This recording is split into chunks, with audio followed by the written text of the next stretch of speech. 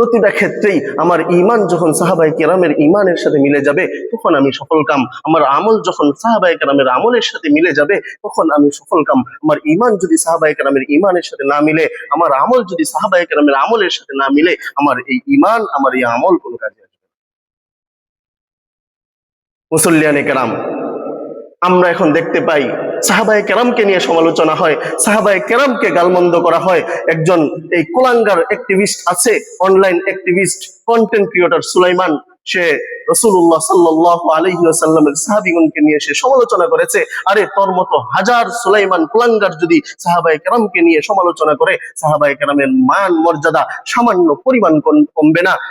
ইবনে ওমর রাদিয়াল্লাহু তাআলা আনহু তিনি বলেন, ইবনে মাজার 162 নম্বর হাদিস, আব্দুল্লাহ ইবনে ওমর রাদিয়াল্লাহু তাআলা আনহু বলেন, লা তাসুব্বু আসহাবা মুহাম্মাদিন সাল্লাল্লাহু আলাইহি ওয়াসাল্লাম ফালা মাকামু আহাদিহিম সাআতান খায়রুম মিন আমালি আহাদিকুম উমরা। সাহাবায়ে কেরামের সামান্য সংস্পর্শ, রাসূলুল্লাহ সাল্লাল্লাহু আলাইহি ওয়াসাল্লামের সাথে কাটানো সামান্য সময় তোমাদের সারা জীবনের ইবাদতের চেয়ে। বলো, কার সাথে তুমি বাগাওয়াতি রাখো, কার ব্যাপারে তুমি সমালোচনা করো? একবারও কি ভেবে দেখেছো যে যার ঈমানের সাথে আমার ঈমান না মিললে এই ঈমান কোনোদিন কাজে আসবে না? আল্লামা ইবনে আবিল আইজ রাহিমাহুল্লাহু তাআলা তার বিখ্যাত শরহুল আকিদাতুত তাহাবিয়ার মধ্যে বলেছেন, অনুবগিদু মান ইউবগিদুহুম, সাহাবায়ে কেরামের শত্রু যারা আমাদেরও শত্রু তারা। বলেন, সাহাবায়ে কেরামের শত্রু যারা আমাদেরও শত্রু তারা। হুব্বুহুম ঈমান, সাহাবায়ে কেরামকে ভালোবাসার নামই হলো ঈমান। হুব্বুহুম ইহসান, সাহাবায়ে কেরামকে ভালোবাসার নামই হলো পিওর ঈমান। অবুগদুহুম কুফরুন ওয়া নিফাক, সাহাবায়ে কেরামের প্রতি যারা শত্রুতা পোষণ করবে তারা হচ্ছে কাফের, তারা হচ্ছে মুনাফিক। আরে তাদের কিছু বৈশিষ্ট্যের ব্যাপারে আল্লাহ তাআলা সূরাতুল ফাতহের 29 নম্বর আয়াতে বলেছেন, মুহাম্মাদুর রাসূলুল্লাহ, মুহাম্মদ হচ্ছে আল্লাহ তাআলার রাসূল। والذين معه أشداء على الكفار, আর মুহাম্মাদের সাথী যারা আছে অর্থাৎ সাহাবায়ে কেরাম রিদওয়ানুল্লাহি তাআলা আলাইহিম আজমাইন, কাফেরদের ব্যাপারে তারা ছিলেন খুবই কঠোর। কোনো সমঝোতায় তারা যেতেন না, কোনো অর্থবিত্তের কারণেও তারা কখনো কাফেরদের সাথে কোনো সমঝোতা করেন নাই। কাফেরদের ব্যাপারে তারা ছিলেন সবচেয়ে বেশি কঠোর।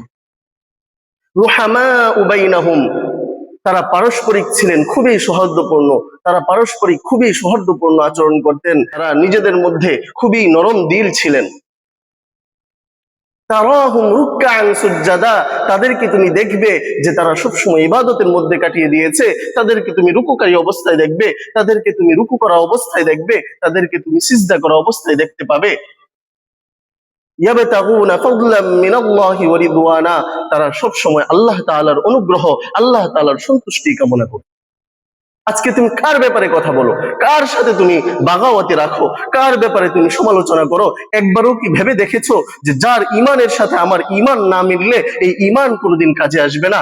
আল্লাহ তাআলা বলে দিয়েছেন সূরাতুল বাকারার 13 নম্বর আয়াতে, মুনাফিকদেরকে বলে দিয়েছিলেন, ওয়া ইযা কিলা লাহুম আমিনু কামা আমানান নাস, যখন তাদেরকে বলা হলো যে তোমরা সাহাবায়ে কেরামের মতো ঈমান আনো, তখন তারা জবাব দিয়েছিল, আমরা কি এই নির্বুদ্ধের মতো ঈমান আনবো? তখন আল্লাহ তাআলা বলে দিয়েছিলেন, ওগো উম্মতে মুসলিমা শোনো, আলা ইন্নাহুম হুমুস সুফাহা ওয়ালাকিন লা ইয়ালামুন, এরাই হচ্ছে সবচেয়ে বড় নির্বোধ, এরা জানেও না।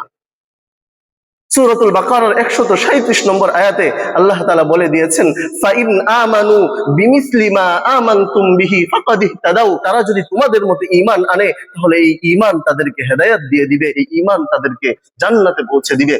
আর যদি তাদের ঈমান তোমাদের ঈমানের সাথে না মিলে তাহলে এই ঈমান কোনো কাজে আসবে না। আল্লাহ তাআলাই তাদের ঈমানের সাথে আমাদের ঈমানকে তুলনা করেছেন। আমাদের ঈমান যখন তাদের ঈমানের মতো হবে তখনই আমরা সফলকাম হয়ে যেতে পারবো। প্রতিটা ক্ষেত্রেই আমার ঈমান যখন সাহাবায়ে কেরামের ঈমানের সাথে মিলে যাবে তখন আমি সফলকাম। আমার আমল যখন সাহাবায়ে কেরামের আমলের সাথে মিলে যাবে তখন আমি সফলকাম। আমার ঈমান যদি সাহাবায়ে কেরামের ঈমানের সাথে না মিলে, আমার আমল যদি সাহাবায়ে কেরামের আমলের সাথে না মিলে, আমার এই ঈমান, আমার এই আমল কোনো কাজে আসবে না। মুসল্লিয়ানে কেরাম, আমরা এখন দেখতে পাই সাহাবায়ে কেরামকে নিয়ে সমালোচনা হয়, সাহাবায়ে কেরামকে গালমন্দ করা হয়। একজন এই কুলাঙ্গার অ্যাক্টিভিস্ট আছে, online activist, content creator Sulaiman, সে রাসূলুল্লাহ সাল্লাল্লাহু আলাইহি ওয়াসাল্লামের সাহাবীগণকে নিয়ে সে সমালোচনা করেছে। আরে তোর মতো হাজার সুলাইমান কুলাঙ্গার যদি সাহাবায়ে কেরামকে নিয়ে সমালোচনা করে, সাহাবায়ে কেরামের মান মর্যাদা সামান্য পরিমাণ কমবে না।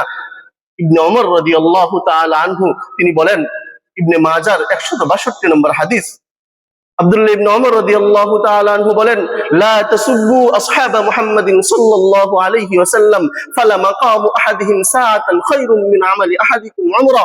সাহাবায়ে কেরামের সামান্য সংস্পর্শ, রাসূলুল্লাহ সাল্লাল্লাহু আলাইহি ওয়াসাল্লামের সাথে কাটানো সামান্য সময় তোমাদের সারা জীবনের ইবাদতের চেয়ে, আমাদের সারা জীবনের ইবাদত সাহাবায়ে কেরামের সামান্য সময়ের এই সংস্পর্শ রাসূলুল্লাহ সাল্লাল্লাহু আলাইহি ওয়াসাল্লামের, এটা আমাদের সারা জীবনের ইবাদতের চেয়ে উত্তম। আরে আব্দুল্লাহ ইবনে ওমর তো কম বলেছেন।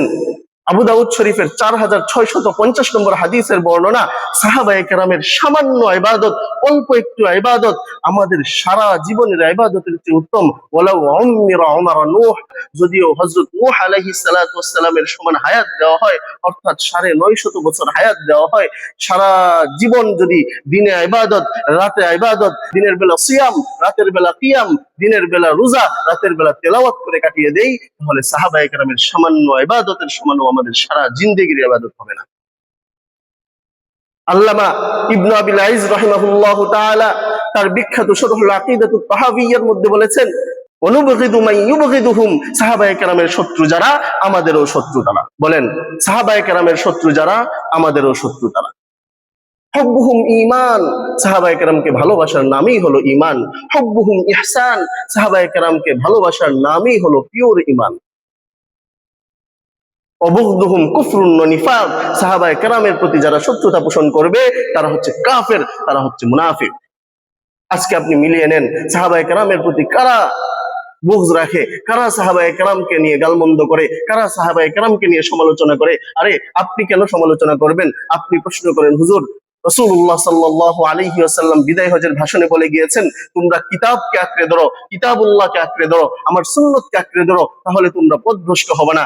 আপনি বলছেন, হুজুর সাহাবায়ে কেরামের কথা তো বলা হয় নাই, সুন্নতের সর্বোৎকৃষ্ট উদাহরণ সাহাবায়ে কেরাম ছাড়া দেওয়া সম্ভব নাকি?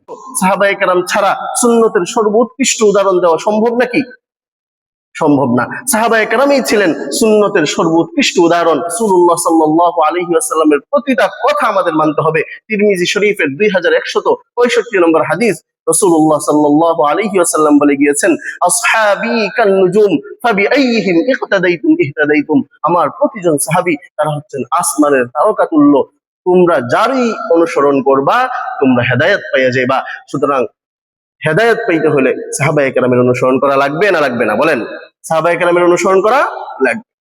আল্লাহ তাআলা সূরাতুত তাওবার 100 নম্বর আয়াতে বলেন, والسابقون الأولون من المهاجرين والأنصار والذين اتبعوهم بإحسان رضي الله عنهم ورضوا عنه وأعد لهم جنات تجري تحتها الأنهار خالدين فيها أبدا وذلك الفوز العظيم। আনসার এবং মুহাজির, তাদের মধ্যে যারা অগ্রগামী এবং যারা আনসার এবং মুহাজিরদের অনুসরণ করবে ভালোভাবে, তাদের প্রতি আল্লাহ তাআলাও খুশি, তারাও আল্লাহ তাআলার প্রতি খুশি। এখানে আল্লাহ তাআলা নিজের খুশির কথা এখানে প্রকাশ করেছেন। পৃথিবীর আর কার ব্যাপারে আল্লাহ তাআলা বলেছেন যে আমিও তাদের প্রতি খুশি, তারাও আমার প্রতি খুশি? সাহাবায়ে কেরামের প্রতি আল্লাহ তাআলা বলেছেন, এবং যারা এই সাহাবায়ে কেরামের পুঙ্খানুপুঙ্খ অনুসরণ করবে তাদের ক্ষেত্রে আল্লাহ তাআলা এই কথা বলে দিয়েছেন। তাদের জন্য রয়েছে মহা সাফল্য, ওয়াদালিকাল ফাউজুল আযীম, মহা সাফল্য রয়েছে। আপনার জন্য কি ঘোড়ার ডিম রয়েছে?